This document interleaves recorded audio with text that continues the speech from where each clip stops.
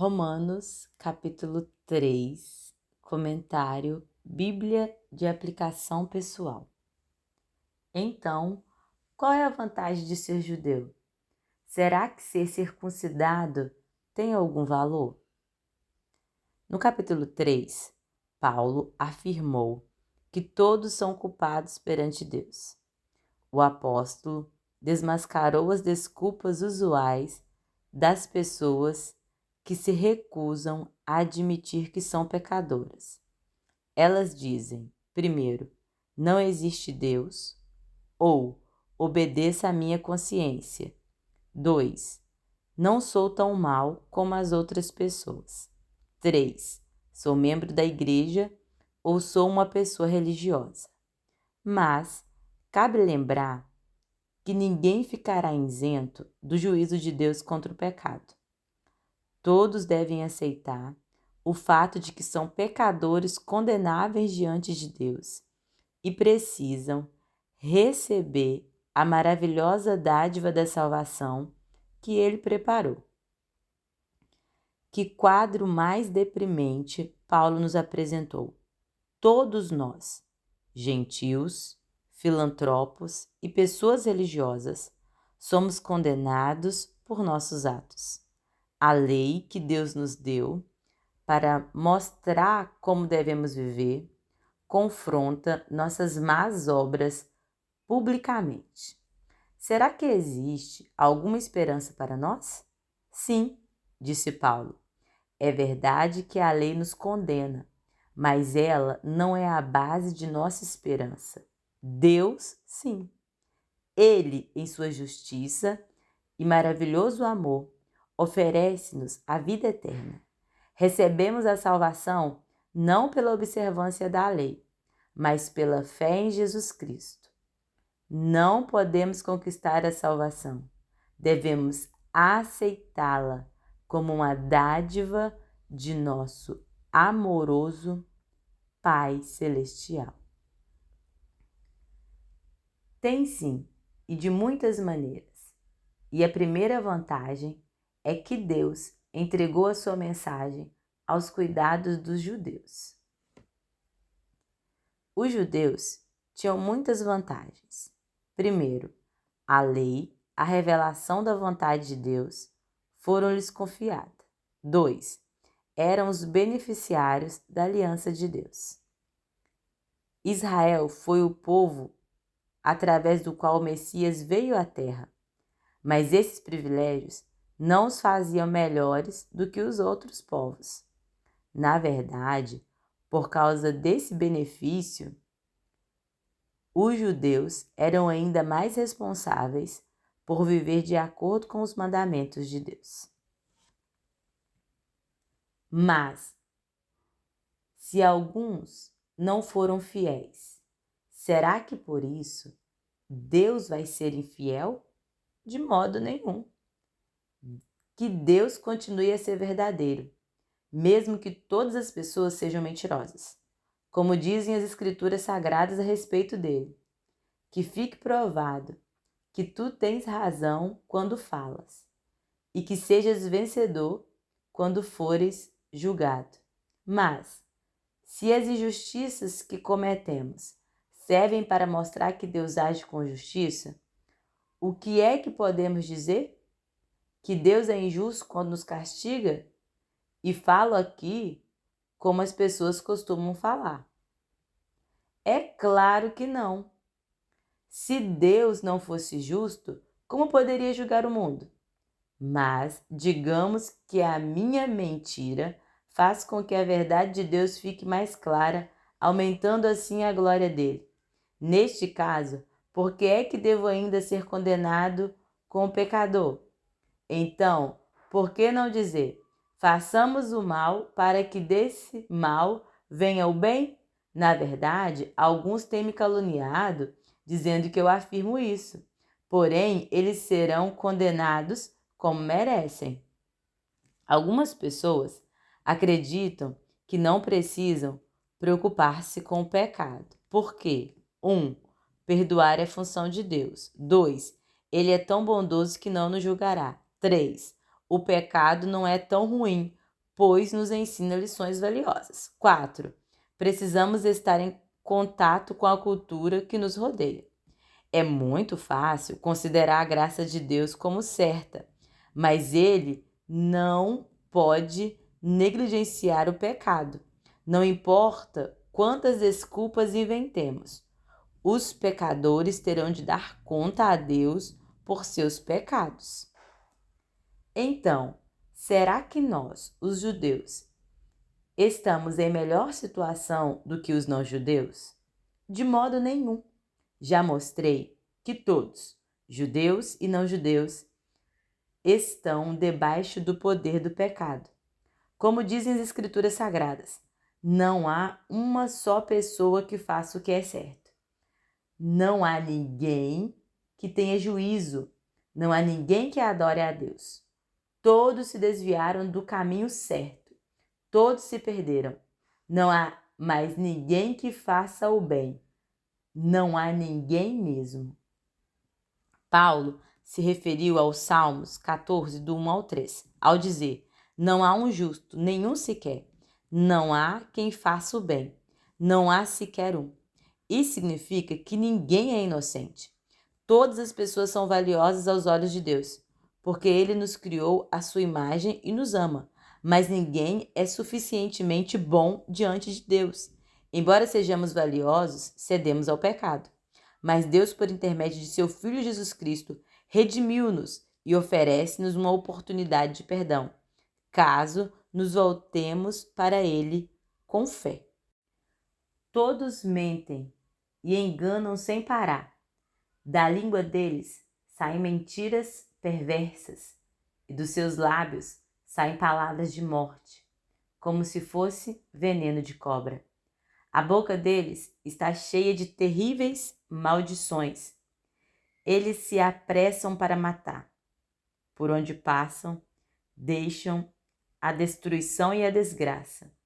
Não conhecem o caminho da paz e não aprenderam a temer a Deus.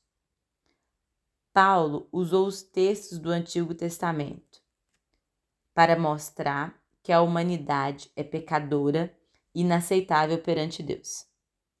Alguma vez você já analisou a si mesmo da seguinte maneira? Bem, não sou tão mal assim. Ou, até que sou uma pessoa muito boa. Em caso afirmativo, leia novamente esses versículos de Romano e veja se algum deles se aplica a você. Você já mentiu? Ou ofendeu os sentimentos de alguém com suas palavras ou tom de voz?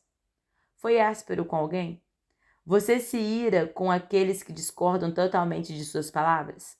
Em pensamentos, palavras e atos, você, como todo mundo, é culpado perante Deus. Deve lembrar-se de que somos, aos olhos de Deus, pecadores perdidos. Não negue que é um pecador. Antes, permita que sua desesperada carência o conduza a Cristo. Nós sabemos que tudo o que a lei diz é dita para que os que vivem debaixo da lei, isso é, a fim de que todos parem de se justificar e a fim de que todas as pessoas do mundo fiquem debaixo do julgamento de Deus. Na última vez que alguém o acusou de uma falta, qual foi sua reação? Negar, justificar ou defender-se? No dia do juízo, o mundo inteiro ficará silencioso perante o Deus Todo-Poderoso. Não restará desculpas ou argumento. Em sua vida com Deus, você desistiu de defender-se e aguarda a decisão dele? Se não o fez, pare agora e admita seu pecado. Se já fez, há boas novas para você. Pois ninguém é aceito por Deus por fazer o que a lei manda, porque a lei faz com que as pessoas saibam que são pecadoras.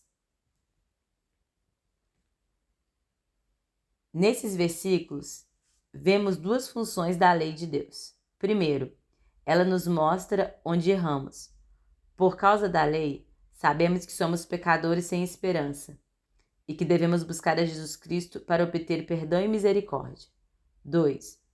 O código moral, revelado na lei, pode servir para guiar nossos atos, a fim de que mantemos em nossa vida os padrões morais de Deus.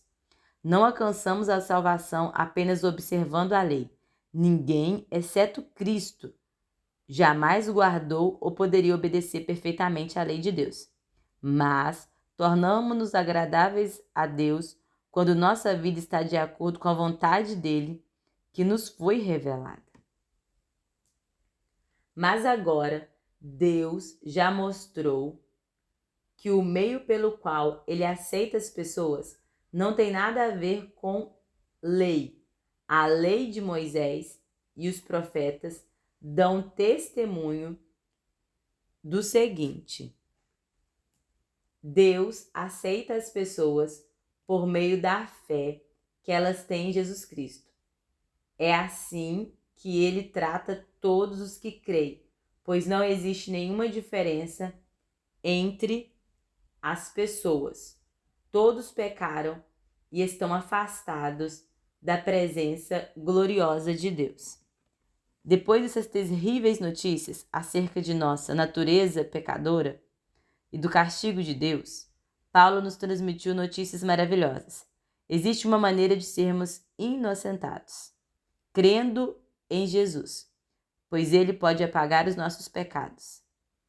Crer significa confiar plenamente que Cristo perdoará nossas iniquidades, nos tornará justos diante de Deus e nos capacitará a viver de maneira como ele ensinou. A solução de Deus está disponível para todos nós, a despeito de nossa origem, formação ou de nosso comportamento no passado. Alguns pecados parecem maiores que outros, porque suas consequências são mais graves. Por exemplo, matar nos parece pior do que odiar. O adultério parece ser pior do que orgulho, mas não porque cometemos apenas pequenos pecados que merecemos a vida eterna.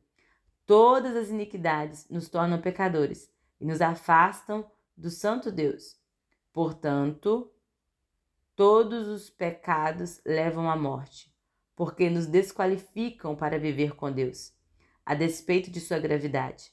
Não classifique os pecados como pequenos ou grandes. Todos eles nos separam de Deus, mas todos podem ser perdoados. Mas pela sua graça e sem exigir nada, Deus aceita todos por meio de Cristo Jesus, que os salva. Paulo explicou que Deus, por sua graça, pode declarar-nos inocentes. Quando o juiz em um tribunal declara o réu inocente, todas as acusações são retiradas de todos os registros. Legalmente, é como se a pessoa nunca tivesse sido acusada. Quando Deus perdoa nossos pecados, nossa vida fica completamente limpa. Da perspectiva de Deus, é como se nunca tivéssemos pecado. Cristo libertou os pecadores da escravidão do pecado. Na época do Antigo Testamento, as dívidas de uma pessoa podiam levá-las a ser vendidas como escrava, mas o parente próximo podia redimi-las, comprando a liberdade dela. Cristo comprou nossa liberdade. O preço pago foi sua própria vida. Deus ofereceu Cristo como sacrifício para que pela sua morte na cruz, Cristo se tornasse o meio de as pessoas receberem o perdão de seus pecados.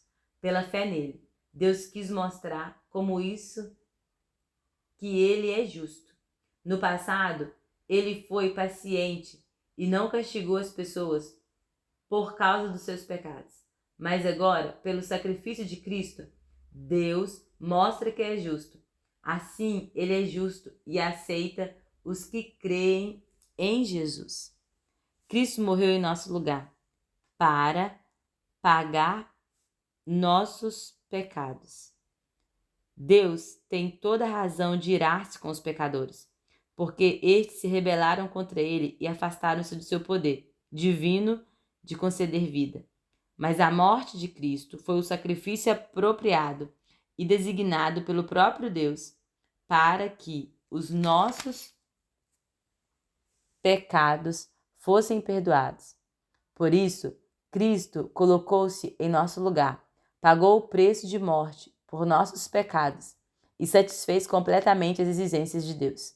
O sacrifício de Jesus traz o perdão e a redenção e a liberdade de que precisamos.